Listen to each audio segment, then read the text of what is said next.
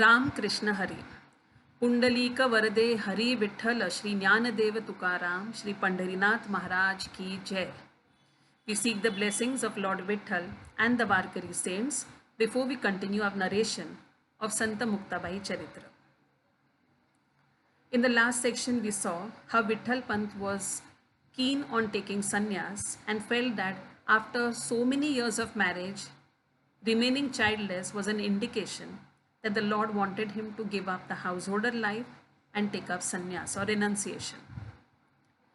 His wife Rukmini was disturbed by this thought, and when she asked her father for advice and help, he suggested that Vitthal Pant and Rukmini should come and stay at Alandi for a few days because as Vitthal Pant had lost his parents, he was possibly going through a phase of Smashana Vairagya, that is, temporary detachment.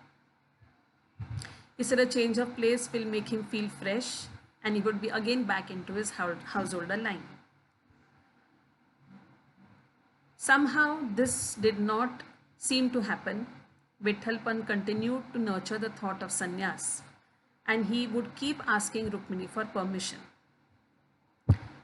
She was very disturbed by it, and one day Vitthal Pant tricked her into giving him permission.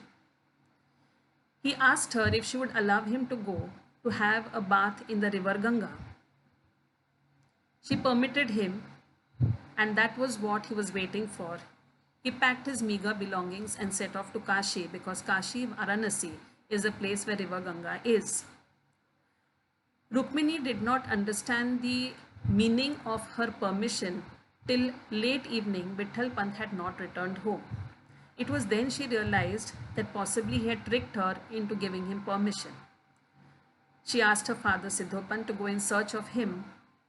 Finding him nowhere, Siddhopant waited, and after a few days they came to a conclusion that he had somehow gone to Kashi, and when a few travelers from Kashi returned back, they also confirmed the news that Vitthal Pant was at Kashi at Narsimha Ashram and had taken up sannyas, and his name now was Chaitanya.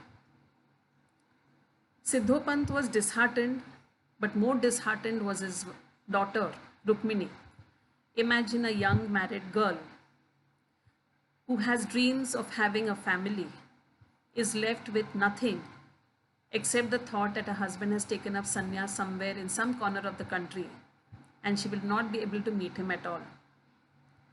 Being a pious and a religious lady, she would go to the Siddheshwar Mandir, pray every day at the shrine there, and take 108 pradakshinas or circumambulation around the peepal tree. Today also the tree is there at Alandi near Sant Jnaneshwar Mauli Samadhi.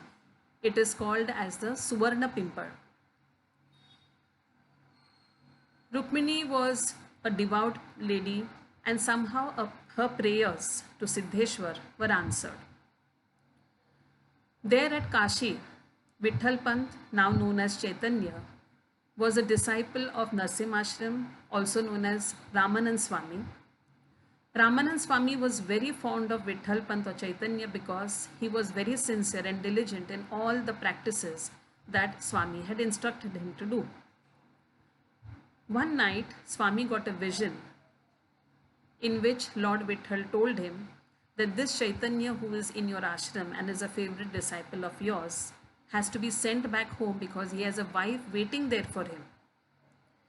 Together, this couple is going to have is a part of a divine strategy. There are 4 great incarnations to be born through them.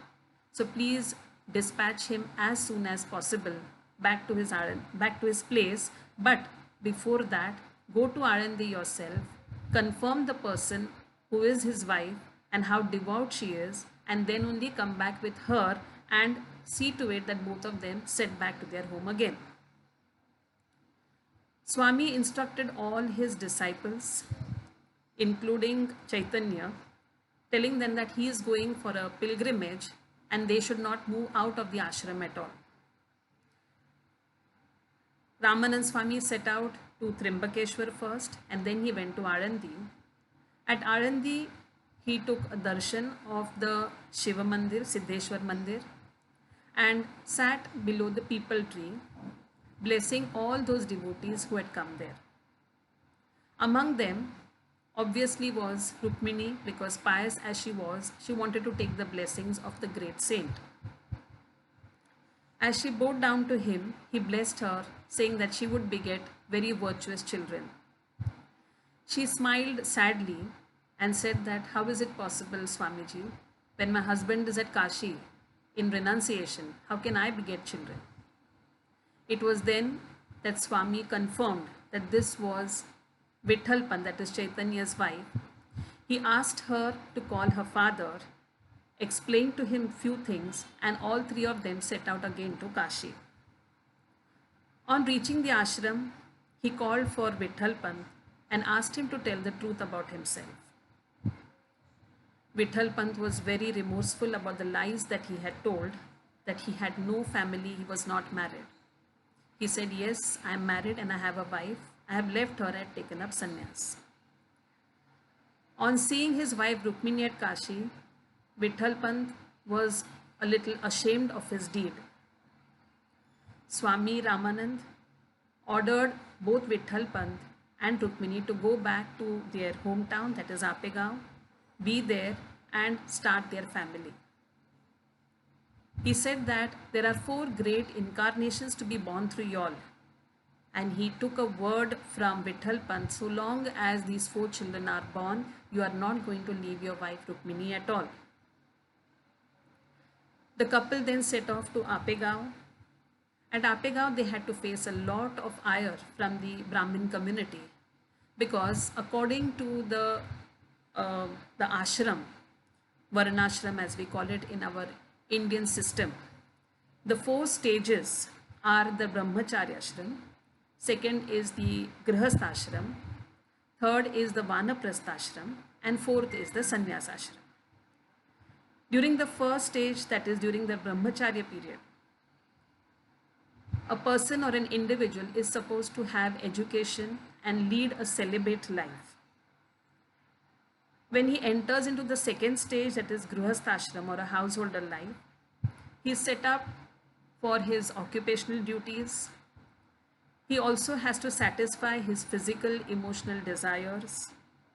When he goes to the third stage, that is Vanaprasthashram, he is supposed to retire from all these activities and just be a mere advisor to people in his family.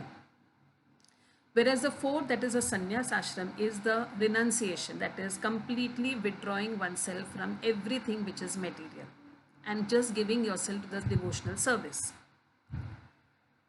These are the 4 stages mentioned in our system. What Vithalpant had done was he had reversed it. That is, from sannyas ashram, he had come back to grihastha ashram. This is not true for many people, because many people believe that when a guru instructs you to do so, it is not necessary that you have to follow any rule. So when Guru, that is Ramanand Swami, instructed Vithalpant and Rukmini to go back and start their family life, it was a reversal of the ashram, which is not permitted according to the law. But when the Guru instructs, there is no law at all. It is the Guru's Vakya, that is supposed to be Parabrahma, that is God speaks through the Guru, because it is a divine strategy. The couple lived at Apegaon. They faced the flack from their community.